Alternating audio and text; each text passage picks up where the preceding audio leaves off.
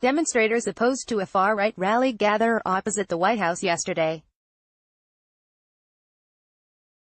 Photo, Nicholas Cam, AFP, Getty. On the one-year anniversary of the violence in Charlottesville, Virginia, and the killing of Heather Heyer, an anti-Nazi protester allegedly mowed down by a white nationalist, U.S. President Donald Trump reminded us he is incapable of treating white nationalism as a singular evil, or of offending his white grievance-obsessed base.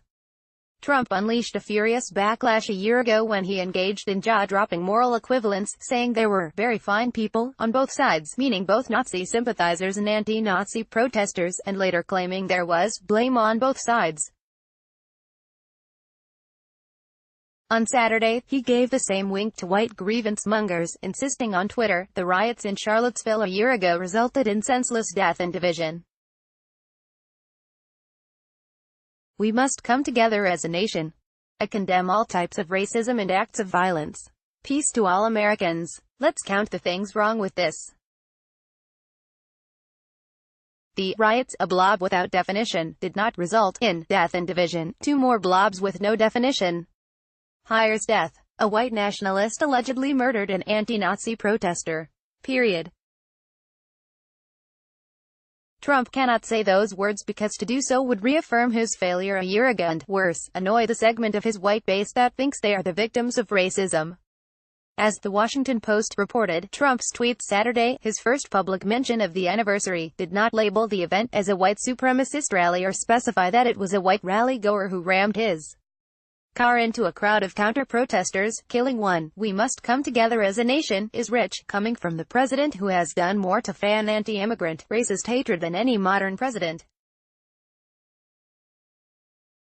Indeed, racial divisiveness, e.g., picking fights with African-American athletes, calling African-Americans low IQ, referring to mostly non-white countries as ***fools, equating innocent dreamers with MS-13 gang members, trying to take away funding from cities that do not spend public safety dollars rounding up and detaining illegal immigrants who haven't committed serious crimes. The Muslim ban is central to Trump's presidency.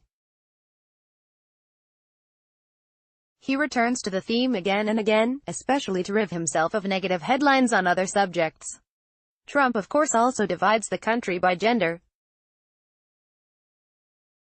Since he began running for president, he has divided Americans by place of birth, native born or not, by religion, demonizing Muslims, by medical condition, mocking a New York Times reporter with disabilities, by region, ignoring or minimizing Puerto Rico's misery, by profession, the press is the enemy of the people, and by expressions of patriotism. If you kneel for the national anthem, you don't love America.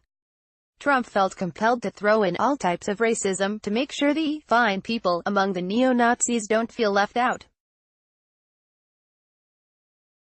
He couldn't simply say, I condemn racism and acts of violence. Finally, his wish for peace is hard to stomach given his habit of inciting crowds to engage in violence.